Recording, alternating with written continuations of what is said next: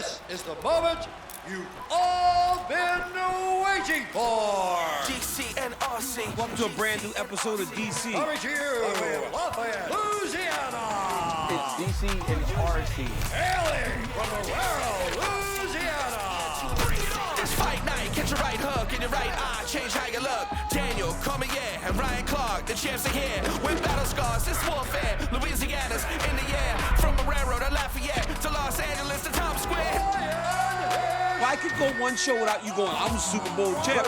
When the mic's on, it's showtime. DC and RC, we winning Super Bowls and Emmys. And Daniel got 2 belts around the belly. UFC history, Daniel Cormier. Hey, I'm DC, 2-division champ. I ran the UFC. Cause we asking all the tough questions. This guy's the worst, honestly. I don't know how you can do a show with DC, you broke my heart. This is MMA, mixed martial all-stars. And we bout that grind and pound, so be on guard. And we going round for round, cause we want it all. But there can only be one in the octagon.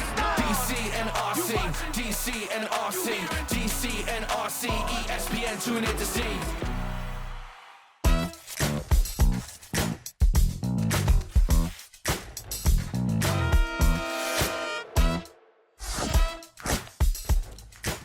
What's up, guys? Welcome to a brand new episode of DC and RC. I'm Daniel Cormier. That's my man, Ryan Clark. RC, football season is wrapping up, my guy.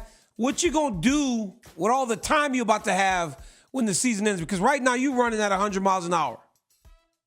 Yeah, well, first off, I'm going to take a freaking nap, and I'm going to come catch me some UFC events, bro. You know, the off season, I actually get to see my dog in person. I get to see some great fights, man, so we'll do that. I'm going to take a little break, go hang out with Jordan in Indiana and South Bend when it warms up a little bit. But this week, bro, I'm headed to the Pro Bowl. Got more work to do. Absolutely. And little Jake Clark going to be in Miami for UFC 299. Yeah. He said he wanted to go. It is on his father now to make that happen. Guys, coming up on the show. It's already done. We're going to talk about Conor McGregor. It's already done. Already done. We're going to talk about Conor McGregor. We're going to talk about Kayla Harrison now being in the UFC, and also we're going to tap in and tap out. But Ryan, as Conor does so many times, he can put something as simple as a tweet, and it builds all this excitement. He said McGregor on 300 seals the deal.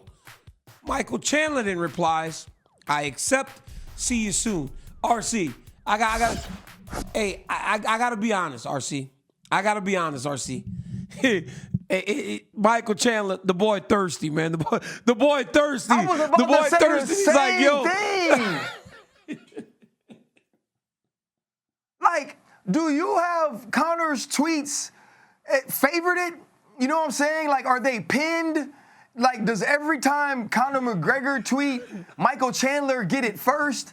Is Michael Chandler Conor McGregor's ghost tweet writer? You know what I'm saying? Like, I ain't even see the tweet, DC, until I saw Michael Chandler's tweet. You know what I mean? Like, I don't even, does Conor call him and tell him he finna tweet? Like, God, okay, like, bro, like, he gotta stop.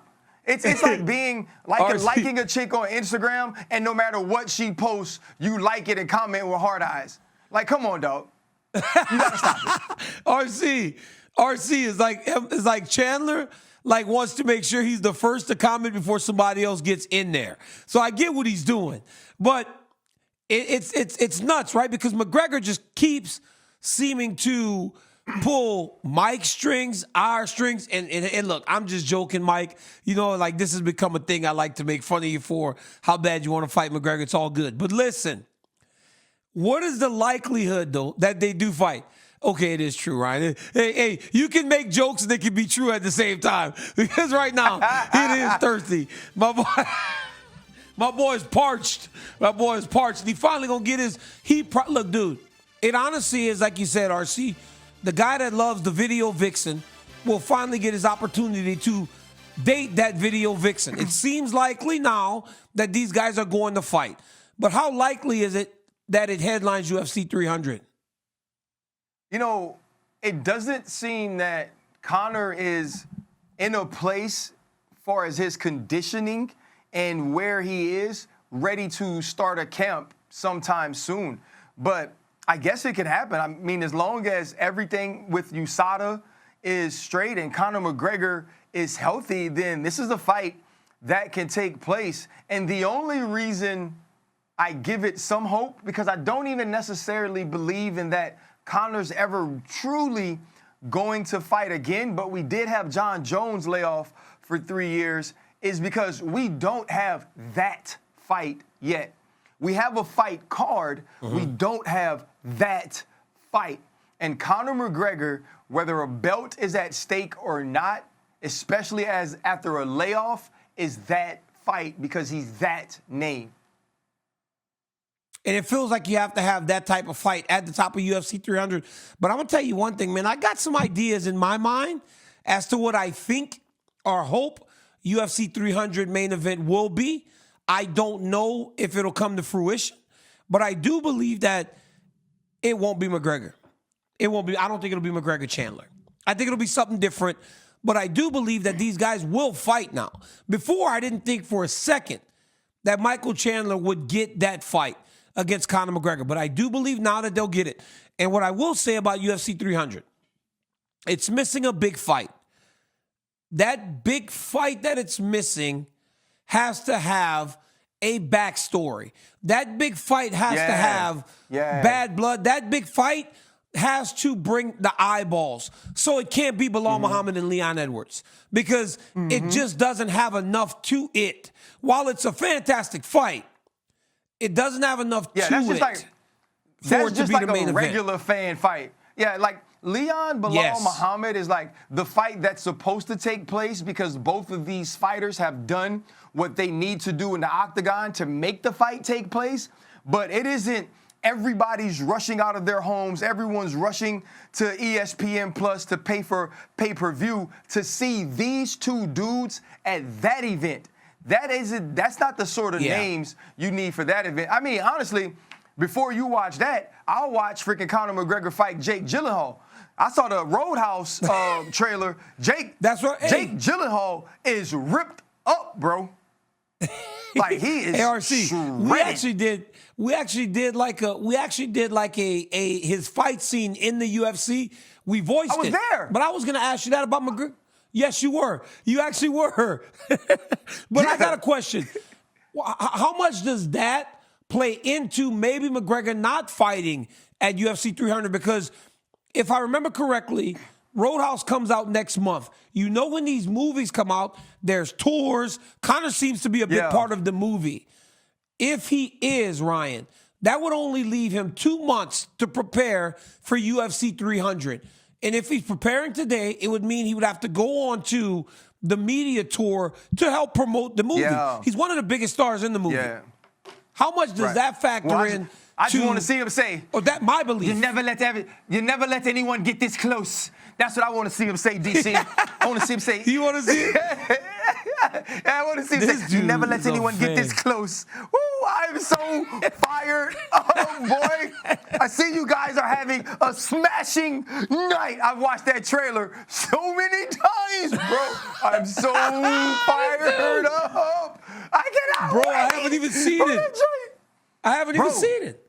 I haven't even seen the trailer. DC, do you remember the first one when Dalton fought Jimmy at the end by the lake and he pulled Jimmy's larynx out and then he dragged Jimmy across the water to the old boy house? I cannot wait. I'm so fired up, bro. And then to see what Jake Gyllenhaal just slapping the piss out of people and he not even punching them. He's just yum, yum, yum. Okay, I'm sorry. This is a UFC show. This is not even This dude a is movie crazy. show. Hey, you know what's funny? Now I can see why you played the way you played because you're an absolute psychopath. I don't care how much you smile and how many nice suits you wear. You are an absolute madman. He said he pulled his larynx out and you were all excited because the dude got killed. It's like, you're a psychopath. Fired up. You're an absolute psychopath. DC, freaking, it's going to be a great movie. But back to what we were saying. I freaking forgot. I just got so hyped, man. I'm sweating. Woo. Oh, Jesus. RC. I'm sweating in here. Now, we talked about Michael Chandler kind of wants to respond first because he doesn't want the UFC or anyone to get any ideas. This is why he's so quick on the trigger. Nate Diaz also responded to Conor McGregor saying, I can't see that on my my screen there. It's too far. I don't know. And I'm getting older. He said 4, right? He said fight real number 4. wax, real war. So real war. Real war. Okay. So RC, Yep. real war for fight number 3. It would be their third fight. Here's why Michael Chandler is so quick on the trigger. Because if he lets people get excited about Diaz versus McGregor, that has the ability to jump him. And that should be scary to a guy like Michael Chandler. So I'd rather see McGregor fight Michael Chandler, especially after watching Nate Diaz, fight Jake Paul. And after Nate Diaz did the double punch, I was through with Nate Diaz. I'm out on Diaz for the rest of his fighting career. But when you look at those two names, Nate Diaz and Conor McGregor, especially with Conor McGregor having the sort of layoff we saw him have, why wouldn't you make this fight if it's the UFC? It's going to be a great build-up to the fight. There's actual bad blood, or at least seemingly bad blood, between these two men, and they are two real-life tough guys. If I'm Michael Chandler, I'm extremely nervous if Nate Diaz is making a bid for this fight, because if I'm Dana White and if I'm Mick Maynard, I'm sitting at the UFC offices on that big board that the Pivot put out their bad and saying, if we can make that fight for 300, people show up and people buy it. You know, that's why I disagree. And no knock on Mike, but being on UFC 200, right? When John and I got announced as the main event, it was massive. We went to Good Morning America and everything. But as I told you before, it was when Brock got put on there. It was something a little bit outside of the box that made it feel like it was something extraordinary. I believe that while we don't have as many of those attractions left in the UFC, Conor is one. And regardless of who he would fight, the attraction comes with him. But if McGregor fights Diaz, that is what I believe draws the general fan in as much as anything that they could do in the UFC right now. Just because of Nate Diaz and the intrigue, the way the first fight played out, the way the second fight played out, it is still two of the highest grossing pay-per-views in UFC history. These two men, when you put them together, make a lot of money. And it is far enough out there to be considered an attraction. Because I also believe, Ryan, that at this point in their careers, right, sure, Nate Diaz isn't the guy that he was before. He's not the guy that fought the most beautiful striking exhibit against Michael Johnson in Florida, where he went and said, Conor McGregor, you're taking everything I work for, and a whole bunch of cuss words.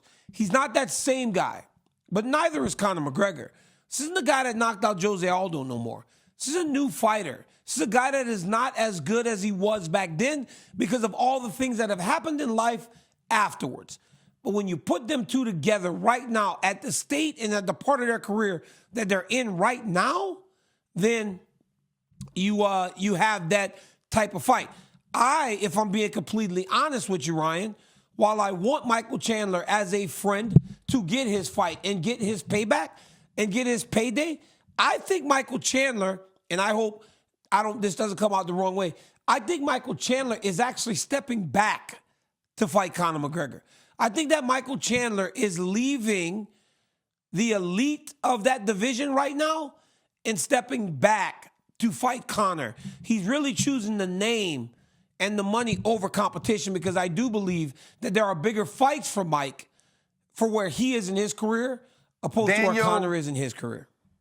Daniel Aloysius Cormier, Jr. That is the biggest piece of bull malarkey you have ever spewed from your face. What do you mean? And what part?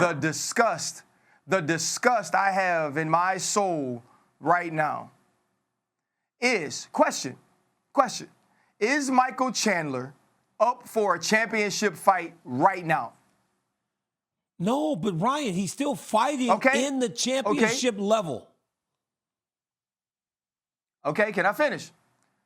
Now, if he was to fight somebody, it's not going to be Gaethje.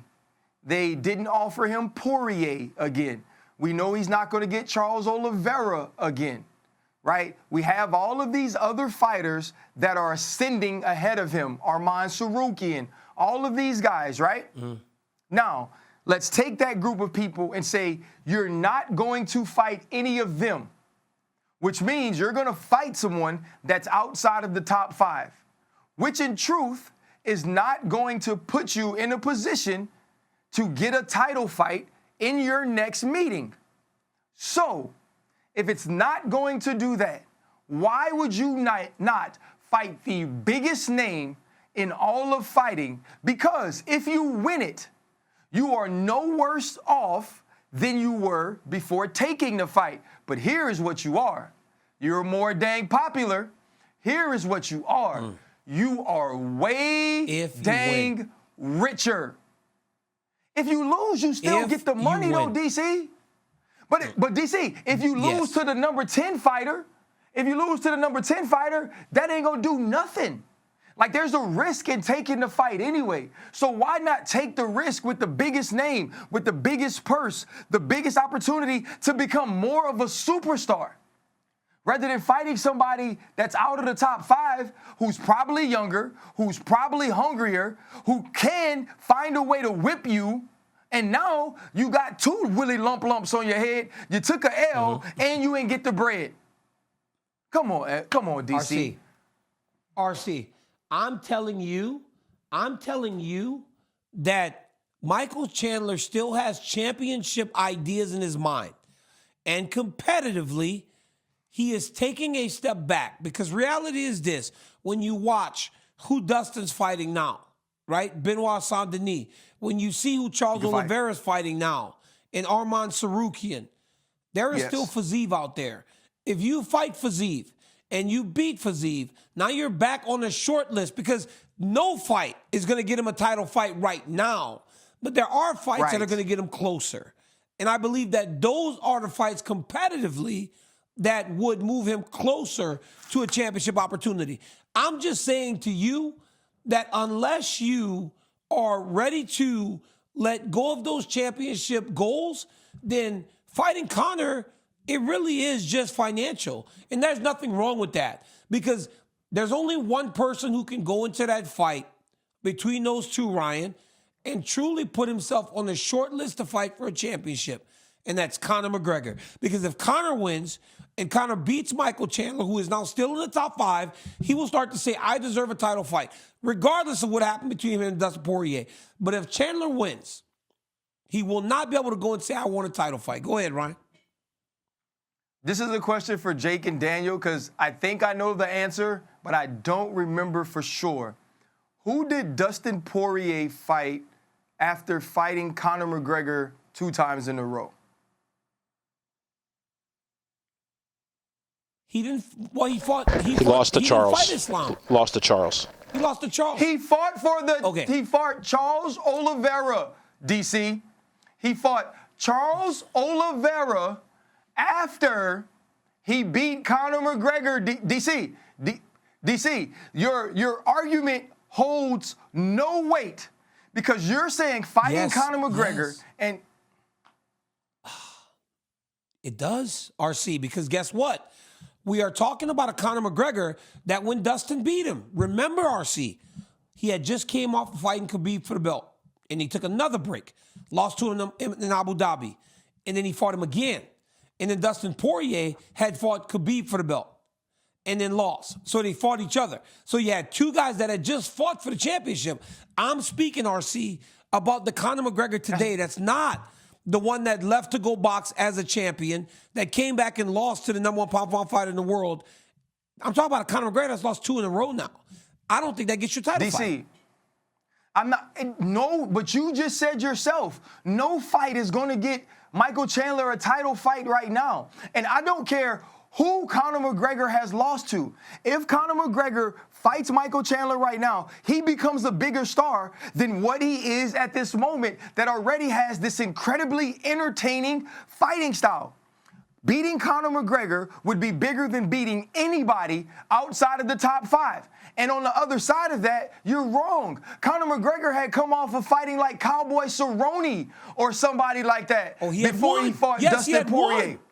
But I know, but it was Cowboy. DC, what you're saying makes zero sense. Michael Chandler, because it didn't, and Michael Chandler hasn't fought forever waiting on Conor. So you're going to tell him to wait on Conor and then go take a fight with you fight Conor, period, point blank. If you fight Conor, your next fight is in the top 5. If you go fight Fiziev, your next fight is in the top 5. You know why? Because you deserve to fight in the top 5 anyway, because you were in the top 5. But RC, you are missing the point. You are saying that Michael Chandler is going to be more popular. RC, tell me some of these other dudes. Tell me some of these other dudes that have lost to Conor McGregor that are massive stars. The only ones that truly elevate are the ones that win, and that's no given. Donald Cerrone's no bigger today than he was before he fought McGregor. Jose Aldo didn't get bigger because he shared the octagon with Conor McGregor when losing. I would say, or see that Jose Aldo actually was hurt. He knocked Jose Aldo out in 13 seconds. That's when he really became Conor McGregor. That is not a valid argument. We're talking about who Conor McGregor is. And what we're saying, DC, but I'm trying to tell you, if he fights anybody outside the top 5, which they don't seem willing to give him right now, he's taking a step back. So if you're going to take a step back, why not take a step back with the biggest name that there's ever been in combat sports? If you win, you could lose a fight to somebody in the bottom half of the top 10, DC. I'm not saying, RC, I'm not saying that there are not valid reasons to take the fight. I agree with you. I agree with you of all the positives. My point is, competitively, he's going backwards and taking a much bigger risk than he would by fighting Fiziev or one of those other young, or Gamrot, or what about Gamrot? One of those dudes who can beat him. Do you expect Michael Chandler? Yes, but do you expect Michael Chandler to beat right now? And I don't really like to ask you to make predictions, but Michael Chandler versus Gamrot, he'd probably be an underdog. Michael Chandler versus Fiziev, it would be very close, or he might be an underdog. Against Conor McGregor, he will be expected to win. Because you gain more when you beat somebody you're not supposed to beat. You gain more when you beat somebody you're not supposed to beat. It is DC, literally why. DC. It is. Go ahead.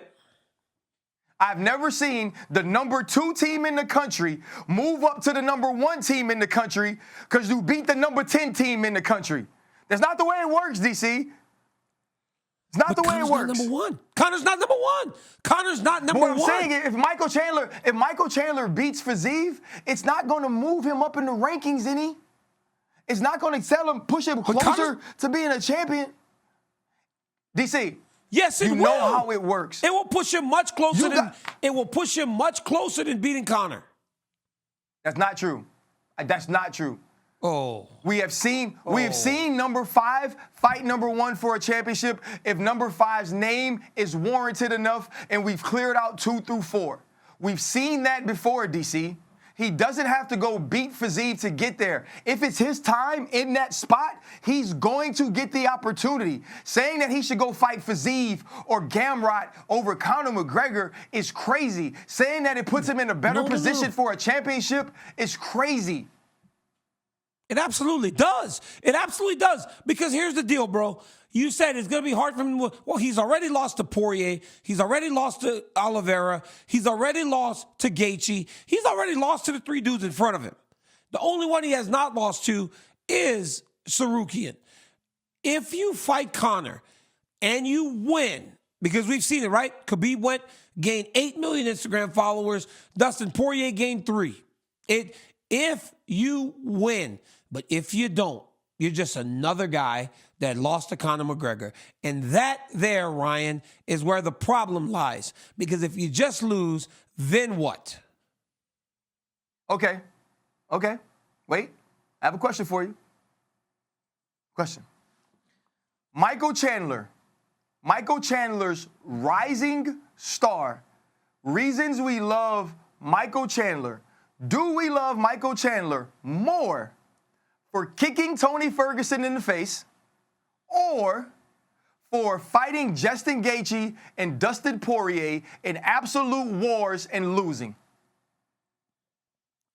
But that's the thing, right? You're talking about a perspective that's not you may appreciate that more, but you also may appreciate that he gets called the modern day mixed martial arts Arturo Gatti. When to me, Daniel Cormier, I get the reference, but to me, that is not as glowing a referral or reference as most people think it is. Because to me, for as good as Arturo Gatti was, when he fought the elite of the elite, he never got it done because he wasn't at that level. So what did he do? He made fights fun. He made a lot of money. He did his thing, but he didn't do his thing at the highest level. I am telling you, Michael Chandler has designs of being a champion. I have a question for you. You can't be both. You can't be Arturo Gatti and be the champion. Question. And I know this is going to be hard for you, and you can answer it and I can't. Excuse me. Is Michael Chandler good enough to be the champion at 155? That's a hard one. But I'm giving you an honest. I'm gonna give you an honest answer. It's a hard one. It's a hard one because listen, RC. It's a hard one because you tell me no. Because in the moment that he had the opportunity, he was about 30 seconds away from finishing Charles Oliveira. So that tells me that he is championship level because he had him, he took him down, he beat him and won the first round. He looked like he about was going to finish him. Is he championship level? I believe it. Do I believe that he matches up well with the current champion? I don't. I mean, obviously we've seen him with these other guys. I know that it could be tough. But we also are just finishing, Ryan, a reign of Sean Strickland. We are also starting a reign with Dracus du Plessis. We are starting a reign right now, Ryan, with Raquel Pennington as the champion of the world. How can you tell me when looking at Michael Chandler and the guys that he has fought that he doesn't have that ability if he sets that as his main focus? I'm telling you, all of those guys are still there. All of those guys are still there. You know he can't beat Islam. You know he can't.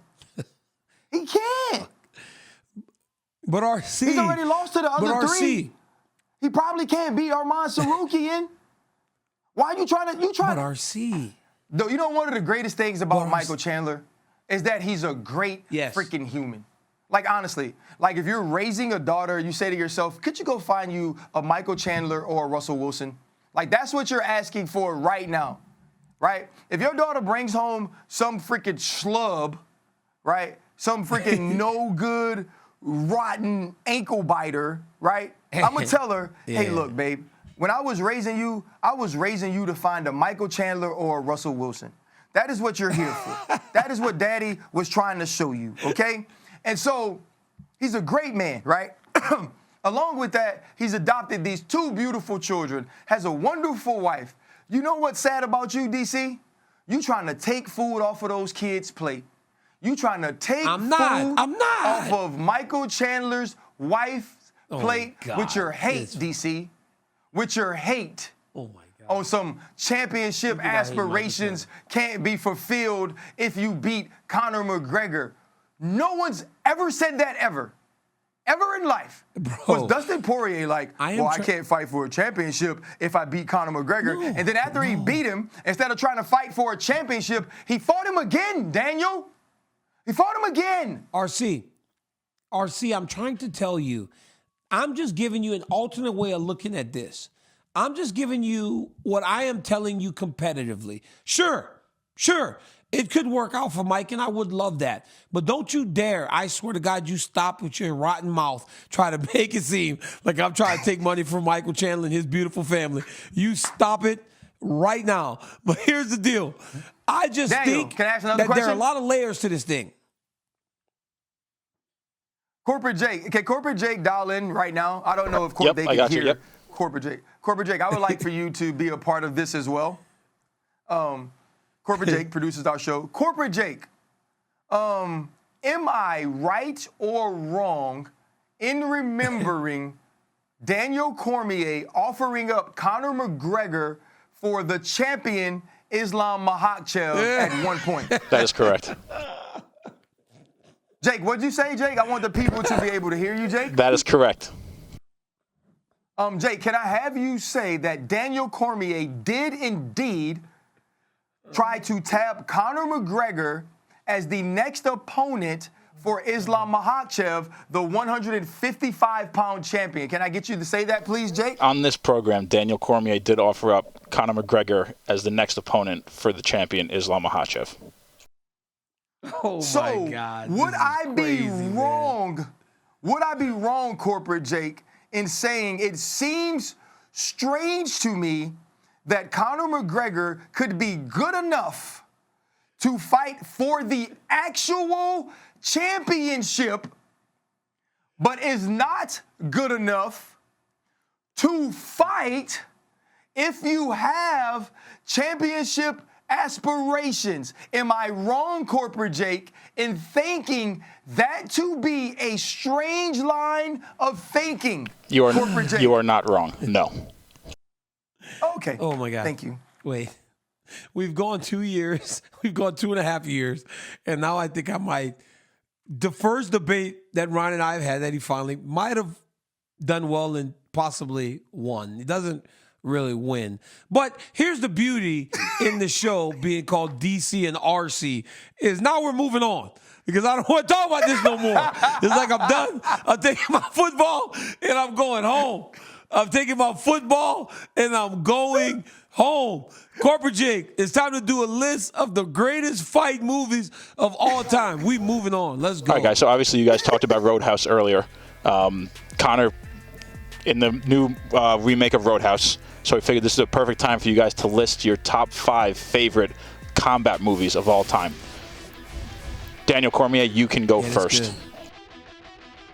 At number 5, I got a bit of a tie. I've got Vision Quest. I've got Corporate Jake. Put my list up, man, so I can see the bottom. I got Vision My Quest. list now. I got Nacho Libre, and I got Rocky 3. All has to do with wrestling. Nacho Libre, Jack Black, the great wrestler. Rocky 3, Thunder Lips was in there, Hulk Hogan, and Mr. T was the man. And also Vision Quest is the greatest amateur wrestling movie of all time. At number 4, Bruce Lee. Never heard of it. Into the Dragon. Let me tell you something. Into the Dragon was a movie that everybody in the hood had. Everybody had a videotape of Into the Dragon. And we would watch it on repeat, constantly DC. watching Bruce Lee just be amazing. Yes. That's not like a Jake. You go ahead. Just keep going. Go ahead. All right. Number 3, The Wrestler with Mickey Rourke. Ryan, I thought he did a phenomenal job. Great movie. Unfortunately, to me, it felt like they were telling the story of the great Ric Flair, who I love so much. A guy that just hung around far too long. At number 2, one of the greatest fight movies of all time, Warrior. Warrior, written by the great Gavin O'Connor, the producer. Just a fantastic man and a fantastic mind for fighting. Warrior was a great movie. Warriors, the television series, will be coming your way soon. At number 1, Rocky. Once you get past the fact that Rocky starts a little bit slow, and you got to get into the story of who Sylvester Stallone or Rocky was at the beginning, it is storytelling in the highest form. You have never seen a movie like Rocky, especially when it revolves around fighting in RC. Before I give you your list, the reason I put Rocky number 1 because last week I went to Philadelphia with my wrestling team. I was tasked with getting the Airbnb. Normally, Cassandra does that. I was tasked with that this time. Know that the street that Rocky was running on South Dover was where the Airbnb was.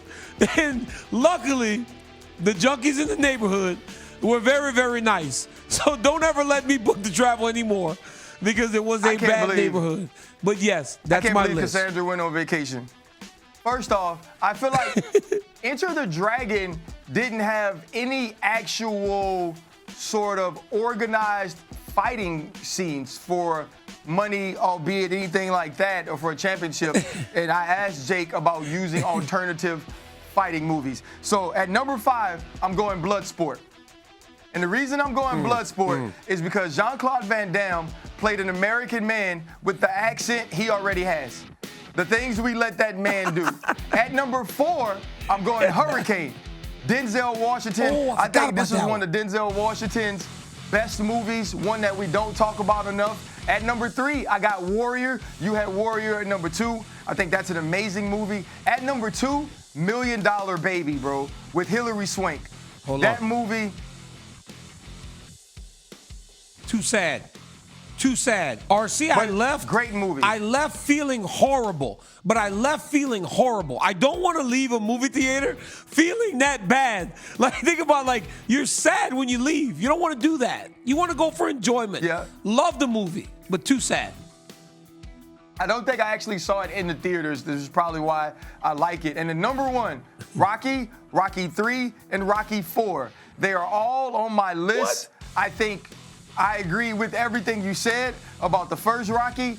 Rocky 3, I love Clubber Lang. I love the Hulk Hogan scene. And Rocky 4 is what I used to put on when it was time for me to train, because I envisioned that I had to just work out in the barn, and I had to do shoulder press with my wife and shoulder press with my trainer, and I had to run through the snow, and Russian people was in Mercedes Benzes with chains on their tires, and then the Russian was shooting steroids in his booty, running around the track, punching the thing, and talking about if he dies, he dies. And like the part I love too was when he cut him. He said, "You cut him. He's a man. He's not a machine. He's a man. He's not a machine. He's a man." Woo. Hey, dude, that brother that played that role was the man. But RC, guess what? Lil Daniel went through the entire Rocky series over Christmas break and told me of all of them, Rocky 4 was the worst. He actually told me I was so taken, dude, because he thought the one with Tommy Morrison. Tommy Gunn? Yes. Yeah. He thought it was better he thought the Rocky with Tommy Gunn was better than Rocky 4. It's the craziest thing. I cannot understand the thinking. And for the first time, I looked at my son and I said, "Son, I don't know if I get you. I don't know if I get you. After these 12 years, and for the first time, I don't know if I get you, Lil Dan. I don't get DC, it." That's he made me tap out. I'm disappointed in you.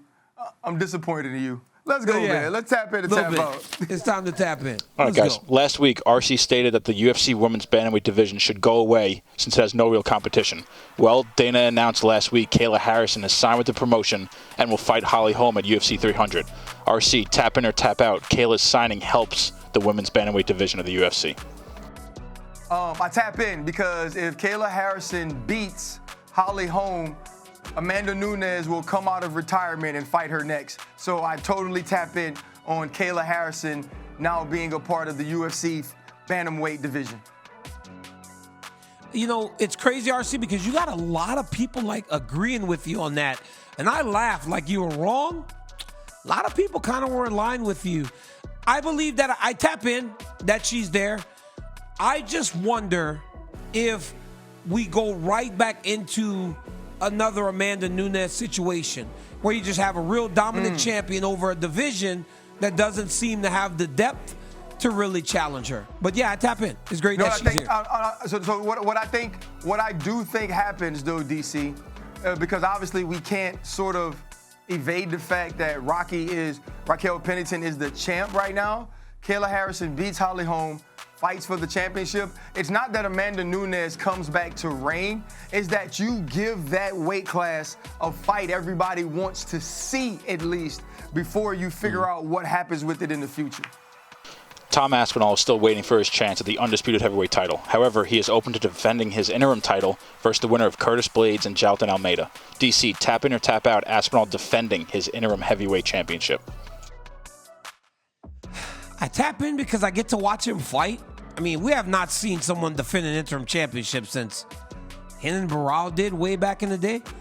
I mean, interim championships don't generally get defended, but I do love the idea that this kid doesn't want to just sit on the sideline and waste away without a fight. So I tap in. Yeah, defend that thing. Yeah, I tap in, and I don't care about defending the title or not or whatever happens. Tom Aspinall needs to fight. Tom Aspinall needs to continue his career, and he can't sit around and allow his career or opportunities to be dictated by John Jones and Stipe Miocic. All right, guys, Themba Gorimbo is back in action this weekend. He became known when his video with Dwayne "The Rock" Johnson went viral, where after sharing a similar story, The Rock bought Themba a new house. RC, tap in or tap out, Themba has one of the best stories to follow in MMA. I tap in, and I tap in that the story is one that has been publicized and one of the publicized stories that's best to follow. But in seeing where some of these guys come from, man, you're starting to learn that the UFC and mixed martial arts is much like boxing was for our culture, that some people had to turn to that in order to get out of some of the circumstances that they have lived in, that they grew up in. And so I love his story. It's one of the best stories, not only in mixed martial arts, but in sports overall. But also, let's not forget all of the other people that come from similar circumstances. Absolutely. I tap in. Great story. And you really do root for a person that goes through that. Like, we know what Francis went through to become who he is today. And that's a story of ultimate success. But you got to win. You know, for as good as Themba's story is, you have to win fights. Because ultimately, if you don't, then you just kind of go back to being a story. And that cannot be the story in regards to your career. Great story, but he needs to win. I guess ahead of his BMF title fight at UFC 300, Max Holloway spoke to Brett Okamoto and had some words for our very own Daniel Cormier. I mean, I've been trying to get. I mean, the Daddest Man on the planet is not. It's still not out of reach, you know. Like maybe DC come back for 400 or something. We both can like be retired and come out of retirement for UFC 400 because I don't know if I'm going to be around for that. But you know, at the end of the day, I guess the next best thing is fighting one of his favorite golfing partners in Justin Gaethje. You know, a real BMF, a guy who really wants to fight. So you know, kudos to Justin. Justin's the man for this. And then again, Daniel needs to rethink his life of what he's doing. All right, DC, tap in or tap out UFC 400 against Max Holloway for Daddest Man on the planet. No, I'm out, man. But I don't know what Max talking about. Max says one of my favorite golfing buddies. Max is one of my favorite people in the world. Who doesn't love Jerome? Max Holloway. What am I going to be, 60? Hey, look at that. That's my weigh-in result from my most recent fight. I mean, dang. Look at that. Jeez. DC, kick Max's you don't butt. have one ab, bro. I mean, not one ab in totality right there, bro. But I tap out on my boy DC fighting at UFC 400. We're gonna be somewhere chilling Friday night before, and then we'll be at the fight for 400. He'll be working, and I'm gonna be sitting with Glenn up at the top in the suite. All right, guys, lastly, little feel-good story. Jailton Almeida took part in a charity MMA match down in Brazil against a fighter with Down syndrome. Almeida got submitted and then celebrated with the young fighter afterwards. Just wanted to showcase another feel-good moment in our sport. Yeah, man, I think That's awesome. Like, these are the moments that should get more attention, to be honest. You never know what act it is that adds to someone's life, makes someone's day, allows them to feel like more of a part of the world than they get to on most days. I think this is an amazing story. And to take your time out and to do all that went into this and celebrate with this young man, I think just it makes you want great things for Almeida as well. You know, when you see stories like this, you see the human that is the fighter, right? We know that Jailton Almeida, he cares. Not only about himself and his career, but also his community and the people around him. You don't know how you can uplift someone. So when you have time, take a moment. You know, we live these big lives. When a person comes up to you, asks for a photo or an autograph, you don't know what that means to them. So for Jailton to do that and make that kid's dream, that kid won't ever have another MMA fight. Man. But he will always live through everything that Jailton Almeida achieves inside the octagon. One of the most beautiful moments I've seen in a really long time. RC, what an amazing show we had today, but not as good as the Detroit Lions sending everybody home at halftime and the 49ers just coming back. When I got off the plane, I saw all kind of Lions fans inside the airport, and I was like, yo, y'all, what happened? What was the score? I just landed. I almost got beat in there. Hey, you almost got jumped. Eminem would have been pissed off had he seen you. But hey, thank you guys for rocking with us. I beat DC not only in the list, but in our debate about fighting Conor McGregor. Catch us anywhere you get your podcast and at midnight on ESPN2. Thank you guys so much for tuning in.